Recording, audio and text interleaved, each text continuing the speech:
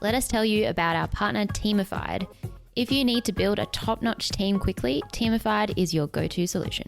They not only provide fractional CTOs, they can also do contractors and even remote team members tailored exactly to your needs. And whether you're looking for expertise in the Philippines, India, or Sri Lanka, Teamified has you covered.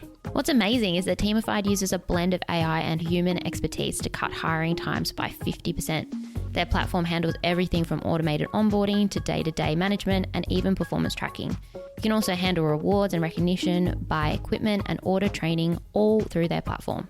Simplify your hiring process and get the best talent fast with Teamified. Go to dayone.fm/Teamified. That's dayone.fm/TEAMIFIED and tell them the Startup Retro sent you. Are you a founder tired of drowning in back office tasks like HR, payroll, onboarding, IT? It's time to simplify it with Rippling. Imagine a single all-in-one platform handling everything for your global workforce. No more juggling multiple vendors or dealing with integration issues. Rippling seamlessly manages all your HR, payroll, onboarding and offboarding, and IT needs, so you can focus on what truly matters, growing your startup. Rippling has a special offer for Startup Retro listeners. Receive your first 3 months free when you sign up before 1st November 2024. Go to dayone.fm/Rippling. That's dayone.fm/RIPPLING to get your first 3 months free. The Startup Retro is recorded on the lands of the Gubbi Gubbi and Wurundjeri people. G'day and welcome to the Startup Retro, a weekly show brought to you by the team behind the Overnight Success newsletter, where we help you level up on the Australian startup ecosystem by giving you an insider's view on Aussie startups and venture capital. The Startup Retro is brought to you by Day One, the podcast network for founders, operators and investors. I'm Gemma Clancy. And I'm Will Richards. In today's episode, we'll dive into Canva's acquisition of the fast-growing Leonardo AI, plus an awesome interview with Elli Hanson from Side Ventures, who was one of the seed stage investors into Leonardo. And we'll look into the story behind the South Australian Venture Capital Fund and why the state government has decided to commission an independent report looking into its effectiveness. We also cover the secret killing off of the federal government's Boosting Female Founders grant program and potentially why it got killed off. And we're going to jump into a couple of our favourite raises from the week, including Monty Compost, who's looking at moving into industrial composting. And Slice, a bootstrapped fintech business that focuses on the travel industry. And they've had an amazing story of how they survived through COVID. Let's get stuck in. Let's dive into the headlines. And Gem, the first headline that really caught my eye this week was Canva's acquisition of Leonardo AI. Yeah. When I heard about that, I think my literal reaction was, what? Sorry for anyone's ear holes. Yeah, they were really, it's an interesting story because they were really like both Blackbird funded, obviously startups, both playing in the design space.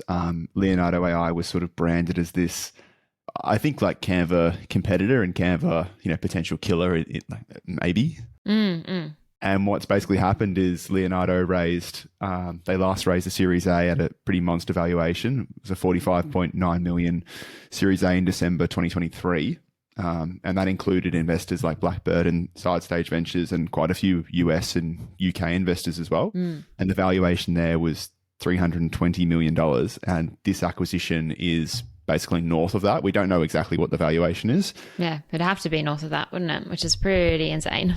Yeah, and it's like it's a very young business, 2 years old. They, within basically the first month of launching the product and their Discord server, they had over 20,000 users using the platform. So yeah, just I think a phenomenal story in growth. Yeah, my reaction, I think when I first heard the news, it wasn't surprised because of Canva making the acquisition, because it makes complete sense. It fits with their strategy, especially this like increased move into AI for them. But my surprise was probably because like they're so young and they've got this huge valuation. So yeah, I think I was just shocked at the fact that they're already being acquired so quickly. Because it's got to be one of the fastest turnarounds of growth and then acquisition. Yeah. Certainly in an Australian startup ecosystem is almost unheard of. Yeah, and I'm really proud to say we've got an interview with one of the investors, Elli Hanson from SideStage, who invested in their sort of the earliest funding rounds, and I'm really keen to go behind the scenes of how the deal came together and also just the founding story of the business and how they got involved. But I think what will be really interesting is understanding or trying to understand the complexity of the actual deal structure. Yeah. There's some reporting coming out from Capital Brief that it sounds like it's a fair bit of script that the founders and the investors have secured. So basically that means Blackbird's got potentially more equity now in Canva than they had previously, because the equity they had in this business is now just turning into Canva shares. And Side Stage Ventures, I think, have done the same thing too. So they've now got a nice chunk of Canva. Yeah, pretty cool. Well, I'm really looking forward to listening to that interview. It should be really good. What grabbed your attention this week? Well, the headline that was really interesting for me was about the South Australian Venture Capital Fund. I think first and foremost because I'm from Adelaide and kind of familiar with SAVCF and some of the team there. And the headline came out of The Australian. It was talking about this report that the government has got a external consulting firm to develop.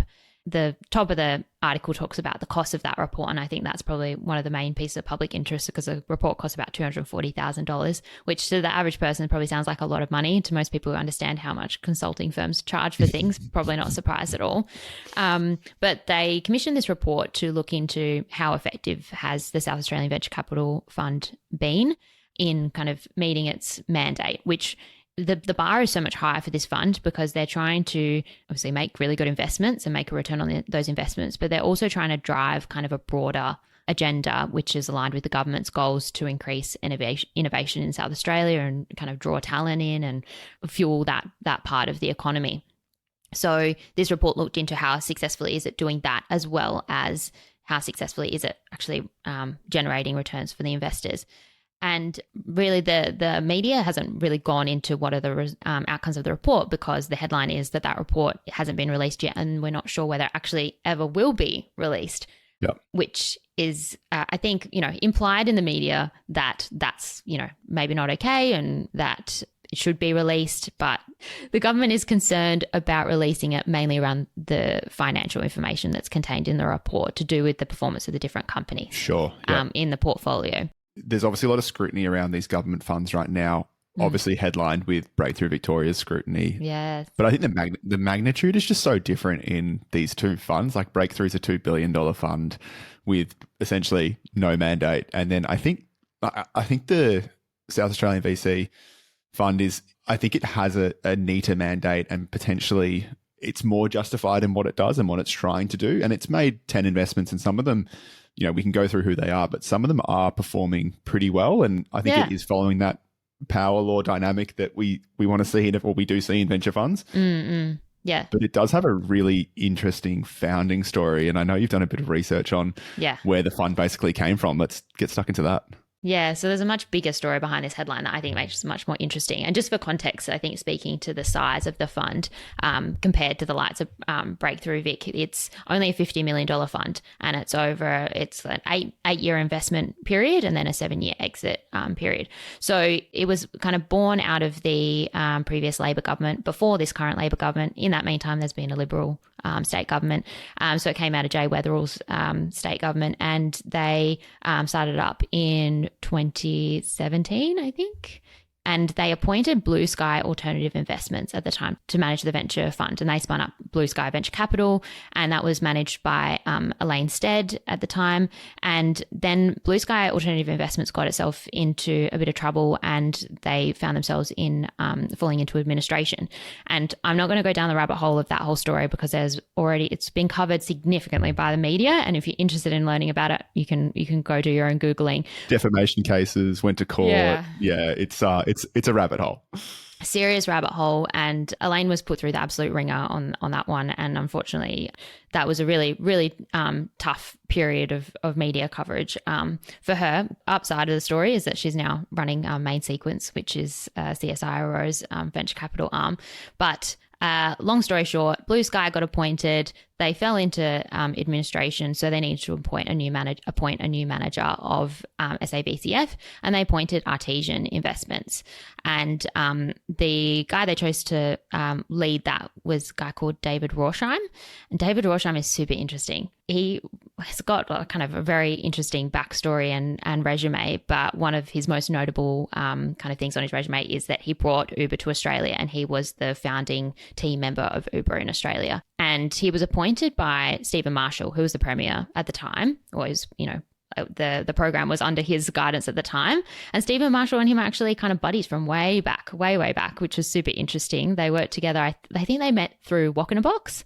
Stephen Marshall used to own a Walk in a Box franchise. This is very deep South Australian knowledge. Like, I have never heard of whatever that is. What's a Walk in a Box? You don't know what Walk in a Box is? I think Walk in a Box is national. I think it's kind of died now. But Walk in a Box is kind of like almost like Sumo Salad. You go and they've got pretty standard like things you can order, and then they like chuck everything in the wok, and it's like fast noodles. And then it goes in a box. Yeah, and then it goes surprise, goes in a box. Yeah. So, so Stephen Marshall appointed his buddy, David Rorsheim, who, by obviously account of his resume, is super well credentialed for the role. And he's been running it to this day.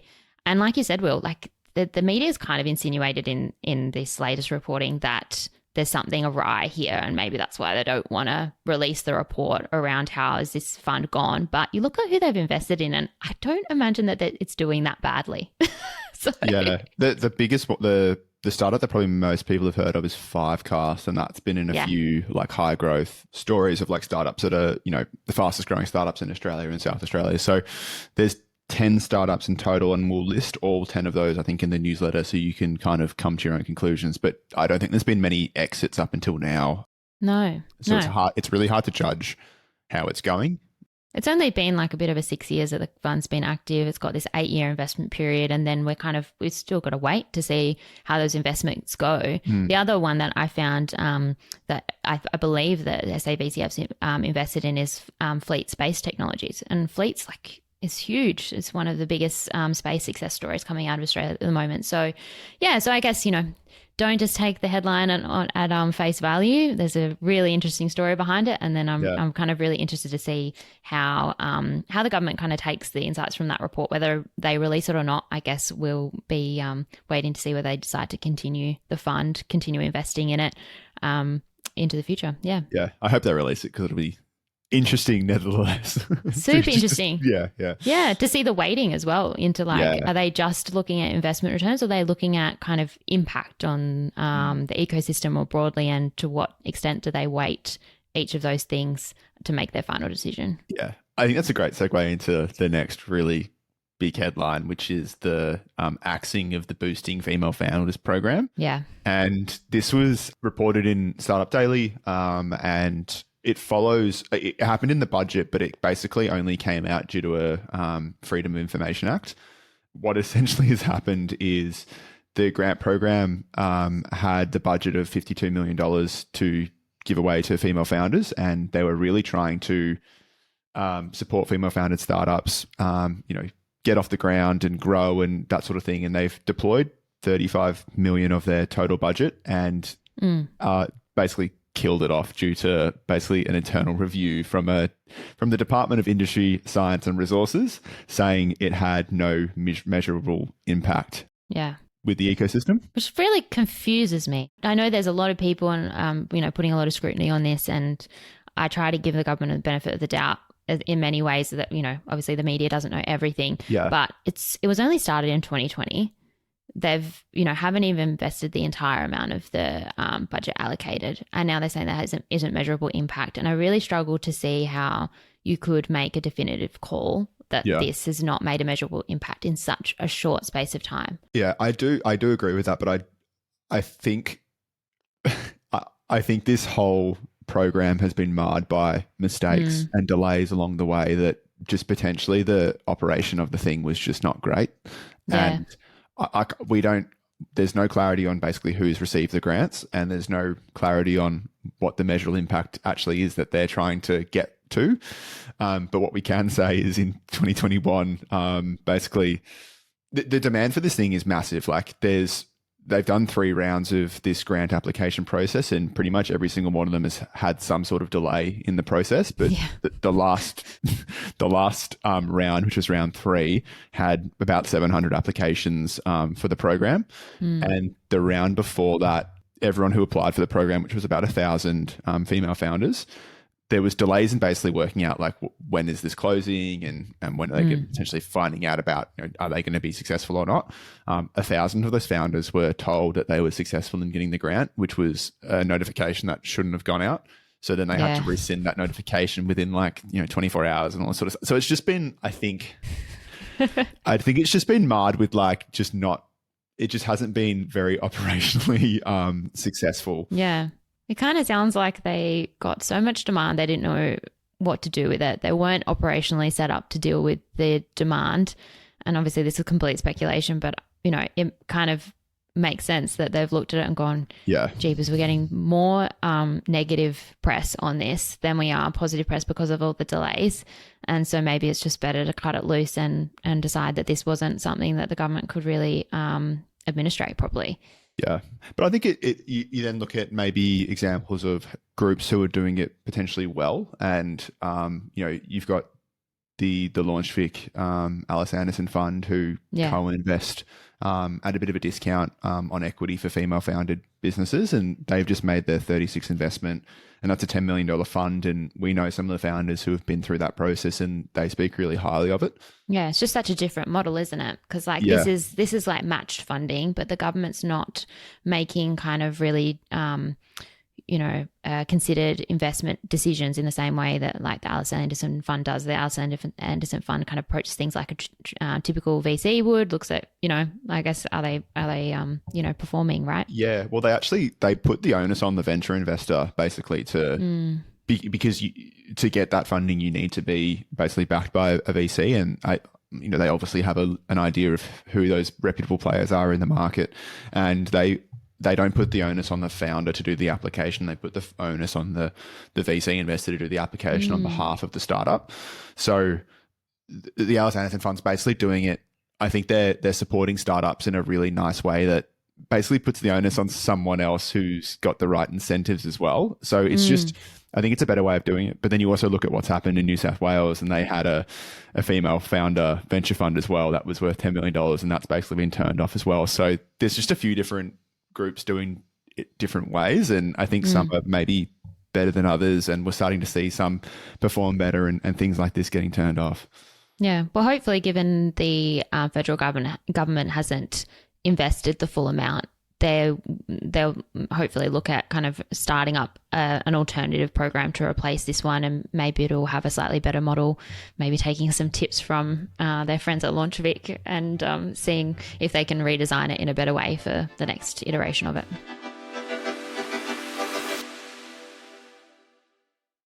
Let's get stuck into the startup raiser section. And Gem, what was your pick of the startup of the week that raised capital? So my pick this week was a company called Monty Compost. Will, before we start, I'm just interested, have you ever tried to compost before? I reckon I did in primary school, and I think our class of kids just threw so much like apple cores and banana skins into the worm bin that I think it just ended up becoming a rubbish bin. So not successfully. Not successfully. And I think that's probably the common story of a lot of people who try to compost. It sounds like a really great idea, and then you try to do it, and then you realize it's actually kind of hard to create a really successful compost. I've had many a compost in my time, some successful, some a lot less successful. And in the process of trying to become an expert composter, I actually came across this company. Oh, really? Monty Compost. Yeah. So they have a organic waste recycling or composting Internet of Things device. So that kind of looks like a, those solar panel lights that you kind of put in your garden that, stick into the ground, and then they have the light on top. It kind of looks like one of those. Essentially what you do is you stick it in your compost, and it provides you with data and like analysis of how your compost is going, and provides you kind of like a little coach in a mobile app to tell you, do this, do that to make your compost actually work and be successful, and it not just be a pile of, essentially the same as what you'd put into a normal rubbish bin. So it's a really interesting startup because it was founded quite a while ago in 2019 by Ashley Baxter, and this is the first time that they've raised. So it's been around for a little while, and they've kind of grown organically, pun intended. And they've raised $1 million from Scalata and Antler as part of Antler's QIC kind of mandate. And now they're looking at taking what they have developed as a direct-to-consumer product, so anyone can buy it kind of online as on their e-commerce platform. And now they're moving into industrial applications with a new version of their Monty device called Monty OHM. And it's just like the founder said that she'd always kind of seen this as the track, I guess, that they would eventually end up on. But they've taken this little bit of time to kind of focus on developing the technology, selling it to direct to consumer, and now they're kind of pivoting into more of an industrial, application. I've actually had a bit of interaction with Ashley. She pitched at one of the Regional Angel Investor Network pitch events at FarmFest in New South Wales. So this was very much on the pivot of going into the industry and trying to pitch to farmers who obviously deal with a lot of fertilizer, a lot of compost, and a lot of waste. And it was really interesting for me to get my head around like the current solutions and market for this sort of technology. And basically the big differentiator is for the industry and farming customers, these solutions are super expensive. Like these monitors cost, upwards of $1,000 each. And the Monty Compost solution is just a fraction of the price.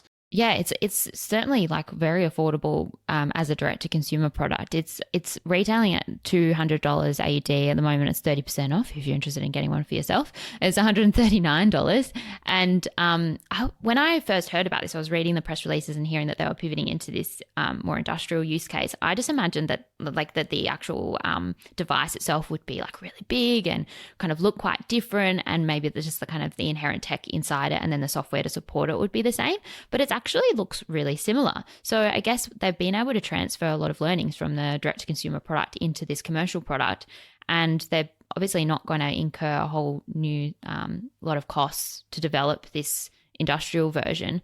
What's different about it, I guess, is that they've got this software product in the background that the managers of facilities that are trying to manage this waste can view, and then they can better understand the data surrounding that waste, things like methane production, and help them meet certain compliance and regulatory requirements. Yeah, and they've obviously got the physical thing in the app as well, and I think they're changing the model of the pricing that they give to industry, and it's like a staggered approach. So depending on how big your farm is or how big your need is, it goes from $1 a day with one of these monitors all the way up to $5 a day. But then you get all these API integrations, and you can really connect up your smart farm to trackers that you have elsewhere on the property, or a big sort of central data hub to really monitor what's going on. And I think there's a lot of complexity in composting that I had no idea about, which is like methane gas released and temperature of the actual pile of fertilizer or the pile of compost as well.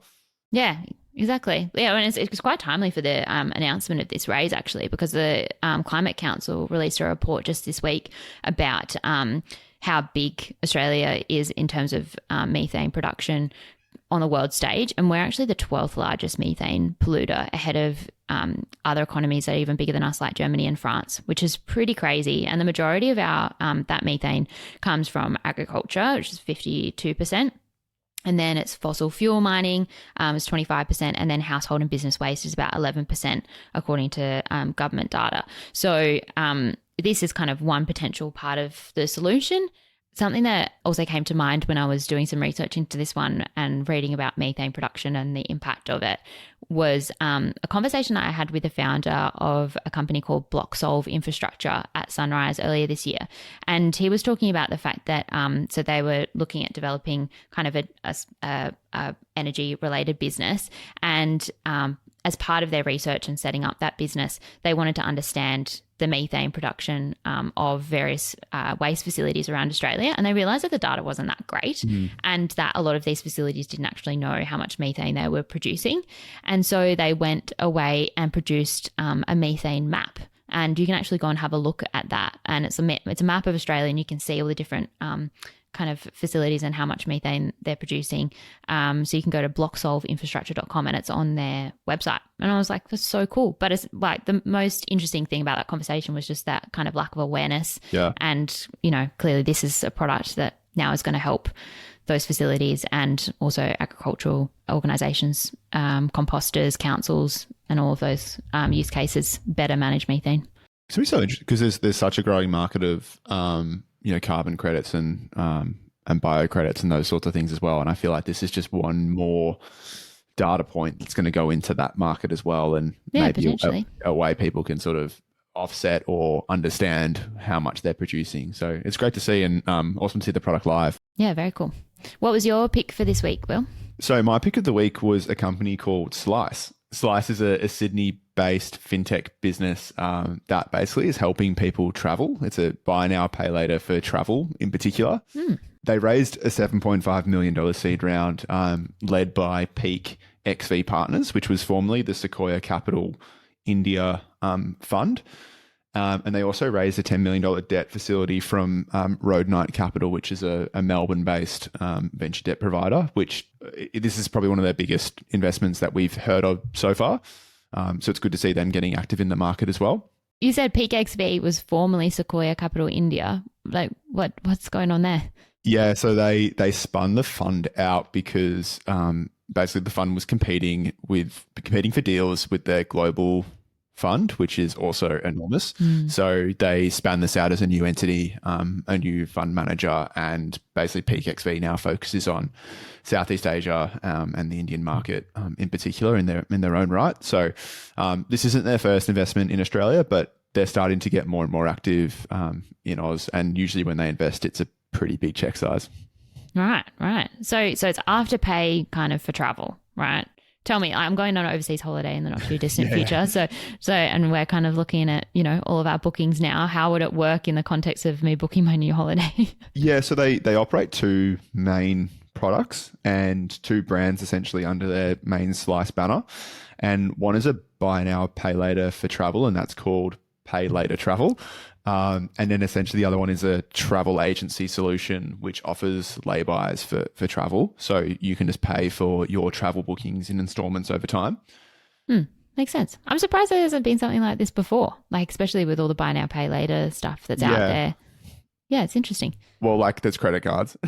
Yeah, true.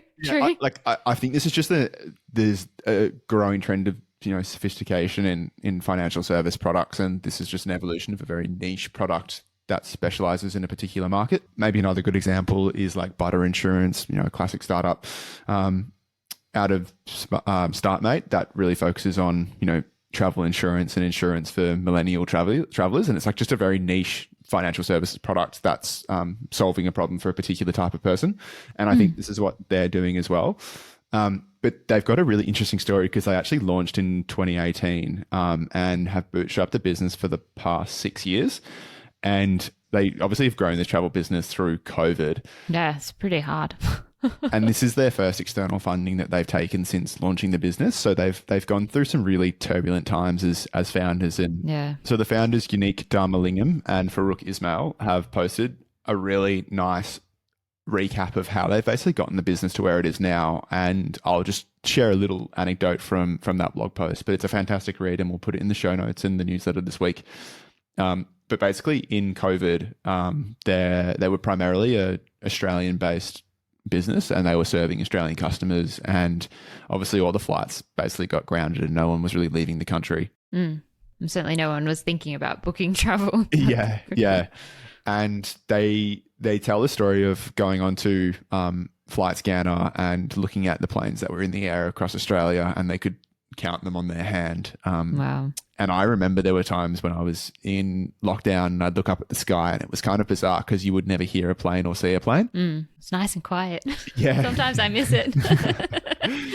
And they basically scrolled across to Europe and the US to sort of see how they were tracking with just flights, just to get a sense of visualization. And there were still quite a few planes flying around Europe and the US. And it was a bit of a do or die moment because they had run out of runway in Australia. And, the product had customers up until then, but it completely died off in COVID. And then they looked at the US as basically the opportunity, and it was very do or die. So one founder sold his car and then the other one financed it on personal credit cards, and they launched the business in the US with the same products that they had in Australia, but they just moved their whole focus to the US and ran it from Australia. Wow. In 2023, which, they've come out of COVID, but it was still, people were tentatively traveling. But I think there was that desperation of, I want to travel as much as possible and just sort of get out of, where I've been locked down for a little while. They saw a 350% revenue increase in 2023. Wow. And I think that story has just continued into now. And obviously with the capital raise they're doing now, the world's opened up and they're just really well positioned to take advantage of it. Yeah, that's incredible resilience. They must have had a small sense that, okay, when this finishes, hopefully, well, the lockdown, and COVID-19 does end, that there would be an upswing. They must have somewhat felt like that was an inevitable, outcome, and that if they were there for that and they could survive through to then, that it would work out. But it was a pretty big if, because we didn't even know, like, how long is COVID going to be around, and how much more is it going to restrict our travel? So that's a pretty big punt to take, but good on them. It's paying off. I think they obviously had a sense that the product was loved in other markets, and when they launched in the US, they definitely saw the word of mouth spread, and people would tell their friends about the experience that they had, and it just grew and grew and grew, and it's continued to grow. So good on them, and congrats on the raise. Yeah, and they've shown that you can launch in the US without having to move to the US, kind of. Like very interesting. I'm sure it wasn't easy, but it's an interesting use case.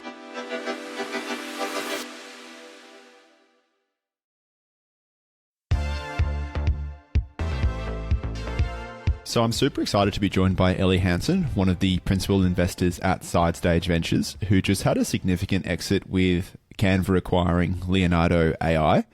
But before we dive into that acquisition and what it means for everyone involved, I'd love to hear your story, Elli, about how you got involved into the world of startups and your previous experience in the startup space, because I know this isn't your first acquisition that you've been a part of. So I'd love for you to introduce yourself. Thanks so much, Will. It's a pleasure to be here today and to chat with you. Yes, it's true. So my background, actually my technical background is industrial design, product design. And then I cut my teeth in the States at Ogilvy in New York and spent some time doing corporate ad agency land and left that to found my own startup. Actually, I had founded an incubator in LA while I was doing my MBA. Which was a wonderful experience to get to see across a number of different sectors and meet founders across working in many different industries, one of which I ended up joining after my MBA as a co-founder. And so my company in the States was a consumer hardware electronics brand, and built that, brought that to market. Consumer hardware is everything from production, manufacturing, supply chain, brand, packaging, D2C, go-to-market, and of course, fundraising all along the way. So you really get to pack your backpack full of a lot of that founder knowledge when you go kind of end to end. Took my exit from that last year and made my way over to the Australian ecosystem and spent some time getting to know everyone here, and really fell in love with the SideStage team. Joined the team earlier this year, as you said, as principal investor. And one of the things I just love about SideStage and our team is that we really see this unique opportunity of this thin layer of really world-class founders that could be building anywhere in the world, and they're building here in Australia, world-class technology and world-class founders coming out of Australia. And we're sector agnostic seed funds, so we really are investing across a range of different industries. But we love to focus on that early pre-seed and seed. We love to be the first check-in when we can, which in this case was one of, and lean in and back great founders and support them on their journey. That's really what we're here to do. And I've been lucky so far to get to start to do it with just an amazing team beside me. It's so nice to meet a fellow industrial design graduate. Ah, yes, great. But let's get stuck into Leonardo AI. I think for everyone's understanding of the acquisition and maybe why Canva was so interested in the business, would you be able to give us a quick summary of exactly what Leonardo AI does and what their product is? Yeah, absolutely. Leonardo AI is one of the really leading image generation platforms, especially coming out of Australia, but pretty immediately on the world stage. Leo really garnered this incredible community around it from the early days, building on their Discord channel. And they have expanded across just a number of different platforms in the way that they are the technology. And their recent Phoenix release was pretty amazing. But just at its core, image generation AI platform. Keep it simple. Yeah, image generation platform is definitely a very high level summary of what Leonardo AI does. But I think it goes even more specific than that, doesn't it?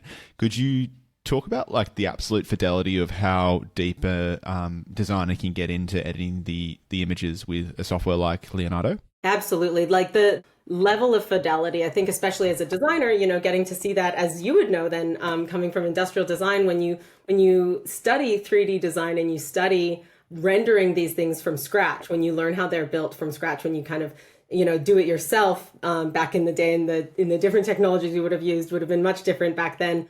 And to see the model and the level of fidelity that it's able to create, and then the level of control you're able to have to go in and tweak it and adjust it and get to whatever kind of photorealistic or illustration or 3D, whatever it might be that you want for your output. It's been pretty amazing, but really to see the team lean in and build and see the opportunity that they recognized from day one, and then how they went after it was just really inspiring and kind of, why we do what we do.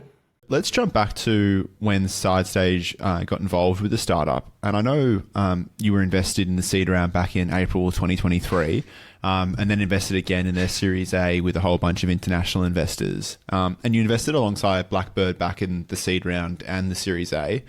I would love to get a sense of what you guys as a team were seeing in the startup. And did you have a feeling that it was going to be this explosive growth story? Mm-hmm. So early on, of course you're thinking about what the potential exits are, but that's not really that's not how we kind of qualify in these early stages. When you're a seed investor, you're so looking at that founding team and the people behind the business and behind the product. And that's what we were so excited by and so impressed by, was that just incredible team that's got some wins under their belt. They've built something big before. They have this vision, and it's what we kind of call an outlier founder. And we have built, I will say, we're very proud of, we have a pretty proprietary deal flow to be able to find and uncover, new technologies and founders that are building that maybe other funds aren't getting to see. And we're pretty proud of that and what we've built with that. And, to get to have a look at Leonardo so early and find them was something we're really excited by. But then it's really seeing that opportunity and being willing to lean in and take the plunge and jump in to be a part of it, and, to get to earn the right to be a part of it. And the way that we do that is because we've been founders ourselves. We're a team of investors who have built companies and who have exited and bring a certain operator knowledge to the table that we hope is really valuable to the founders that we back, and that, founders that we get to work with get to lean in as much or little as they want. But the Leonardo team early on, we could see that for us, it was really about that traction that we saw. They were building such an incredible community, and the community was really excited about what they were building. And there was this feedback loop of positive trend that we could just see it growth month after month, really early on from month 2. And I think what was really unique about it was just that it was kind of born alongside our fund, right when we got things off the ground is, the first investment as the fund. That was a pretty special time. I'd love to now get stuck into the actual acquisition itself. And I remember writing about the Series A round back in December 2023. And there was a lot of media attention around the round being a significant investment, and how a lot of people were comparing Leonardo AI almost as a competitor, a direct competitor to Canva. And it was interesting to sort of hear that perspective. A few people were sort of talking about potentially how Leonardo could knock Canva off its perch, and maybe it was a startup that the likes of Canva should be worried about because it was growing so quickly. I would love to get a sense of the behind the scenes of how the acquisition came together. Was this something that was in the works for a while, or maybe something that just came out of the blue really recently? Well, in terms of how the acquisition came together, I think at the end of the day, it's important for us as investors not to take too much credit that these founders are building great products and they have a vision for where they want to go. Obviously, we as investors try to be there whenever founders want to have these conversations about, is it a raise? Is it an acquisition? What's the best way to grow? And so I think in terms of how this comes together, we tried to be there for the Leo team to, almost act as a mirror for them to decide what's the best next step for them as they're building the product that they want to build and going to market in the way they want to go to market. I don't think it's funny. I think that there's a lot of, I think people like to create drama over whether something's a competitor or whether it's going to knock it off its perch or whether it's the next this or the next that. And I think, to be honest, at the end of the day, there is such amazing tech talent here in Australia, and there's so much room to grow and to build. And I think that's what this acquisition actually illustrates, is that what Leo can do and what Canva can do are both incredible pathways, and they would be incredible pathways in their own right. What they can do together is probably even better combined. And I think that's what we're so excited about, is really the potential of how the technology that Leonardo's built in such a short amount of time can be commercialized so globally and so quickly within that Canva ecosystem. And then for Canva, how the incredible AI technology that Leo's built in such a short amount of time can amplify the platform that that's already a juggernaut. So, it's for us, it's an exponential additive thing. And of course, there's different pathways that each could go on. And of course, there'd be some competitive, areas, but I personally didn't see it that way.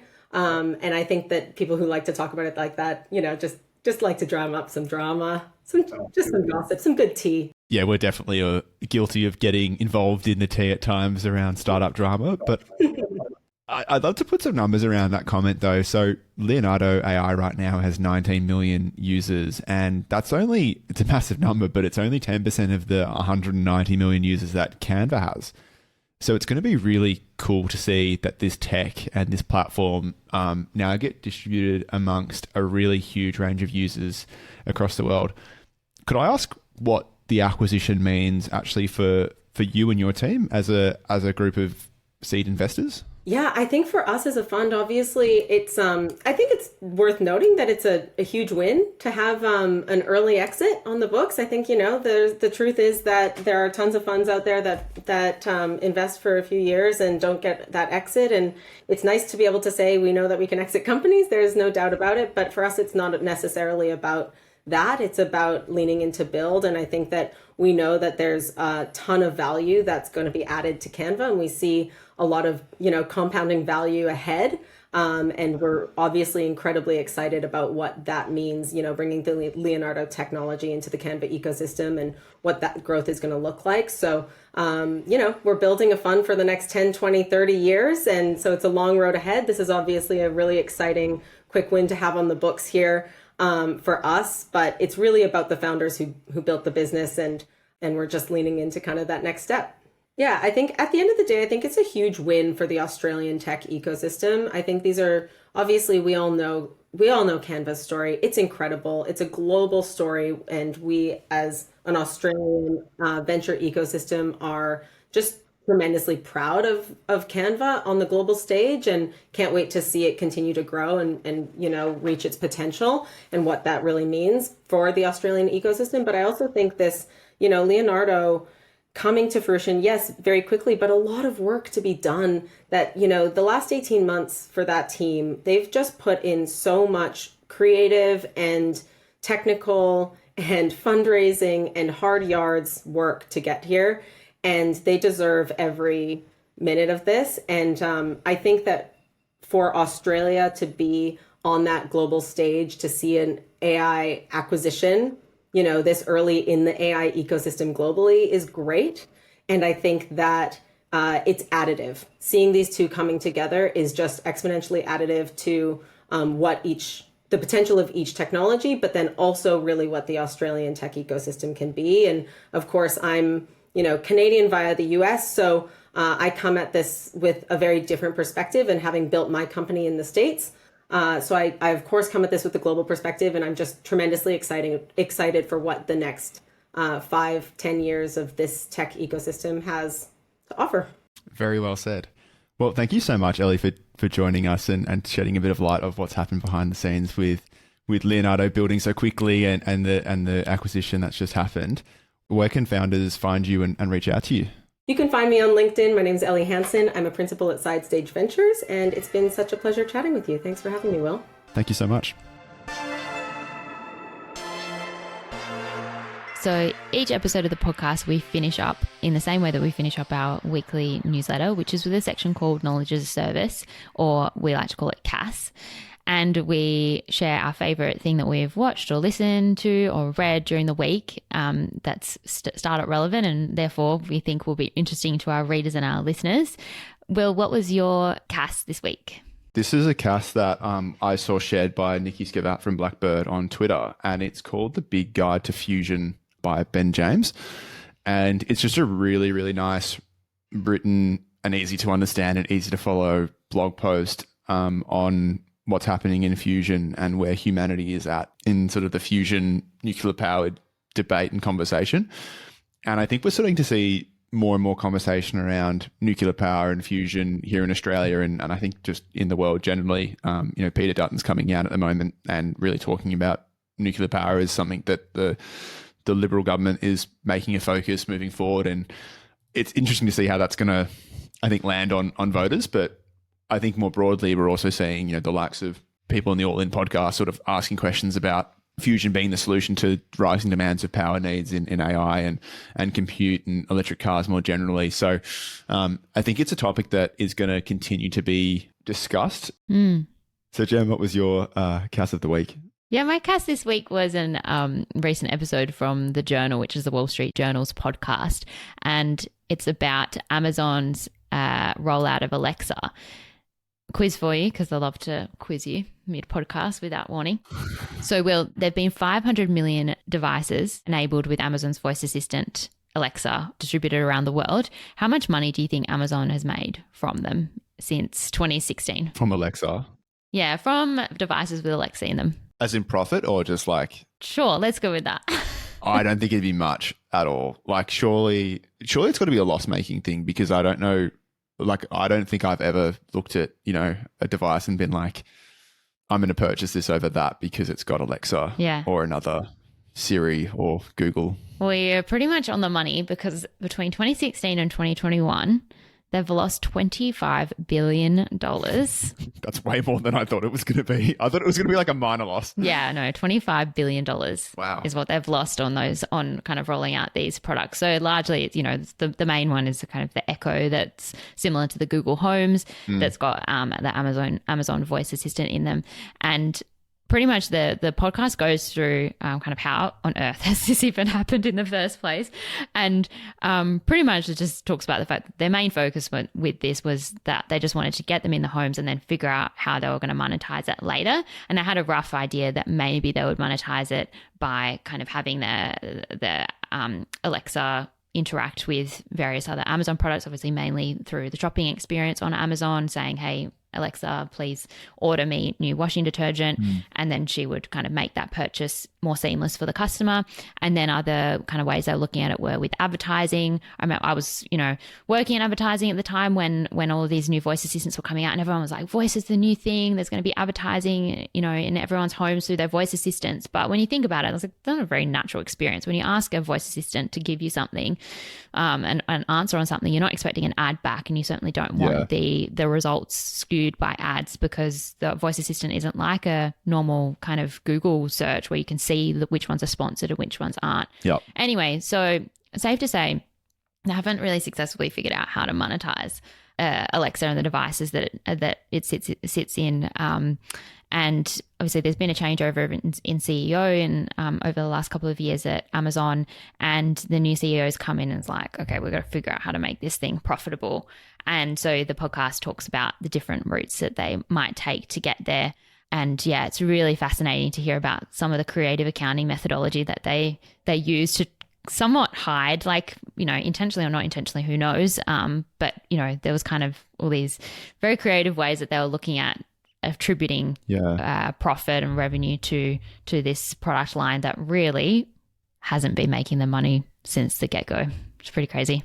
I'd like to give you some kudos on not using the latest Acquired episode as your KaaS as well. Oh, yeah. Because I always think that's a given when as soon as they drop a podcast episode, that's always straight into the KaaS. But I have to imagine, though, that they're going to release some language model and smarten up what Alexa's doing right now, because they've got the distribution rights. So why wouldn't they leverage this new wave of tech? So well, exactly. That's the conundrum that they have. They have all these Echoes and all these Amazon products enabled with Alexa in all these homes, and they've got to you can't exactly just disable them and say, sorry, your product no longer works. And the podcast does go into the fact that they've kind of got this semi-secret project going on in Amazon at the moment, trying to figure out how to make what they're calling the remarkable Alexa, which would just be hopefully a better, more AI enabled version of Alexa with the latest technology, rather than just only giving you the weather and how long you've got left on your pasta cooking.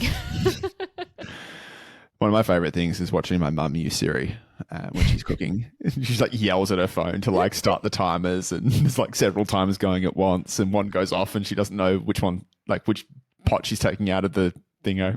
It's not as intuitive as No. you would sometimes like.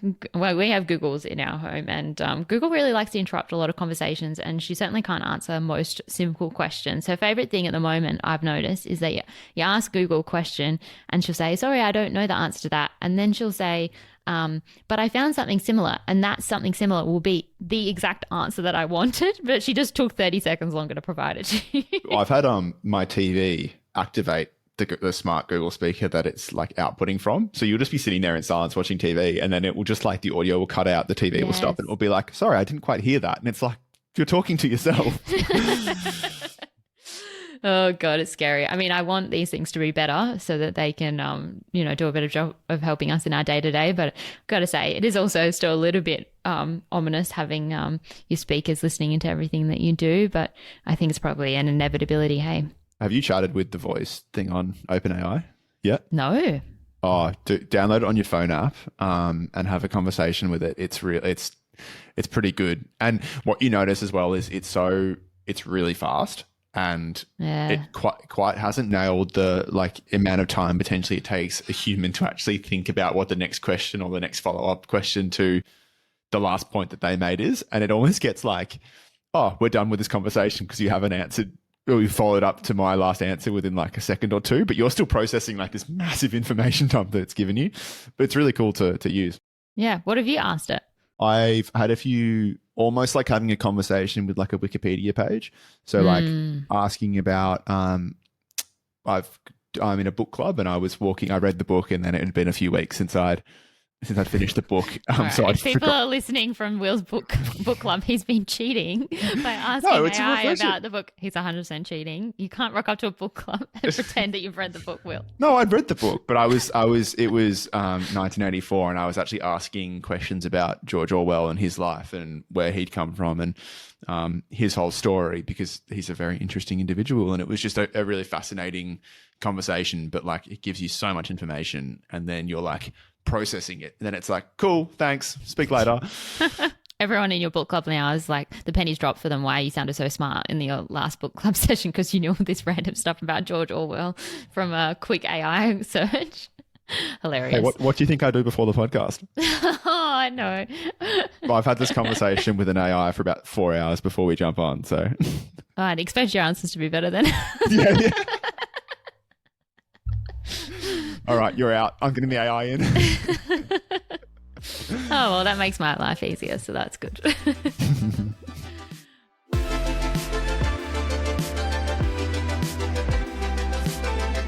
Thanks for joining us for this episode of the Startup Retro. We would love to hear what you thought of the show, so feel free to reach out to us directly on LinkedIn, or even better, you can follow us on your favorite podcast player and leave us a review so that more people can find us. And if you enjoy the podcast, you'll probably also really enjoy our weekly newsletter, Overnight Success, which goes into even more detail on the news headlines and startup raises and much, much more. You can subscribe to the newsletter at overnightsuccess.vc. Catch you next week. Catch you next week.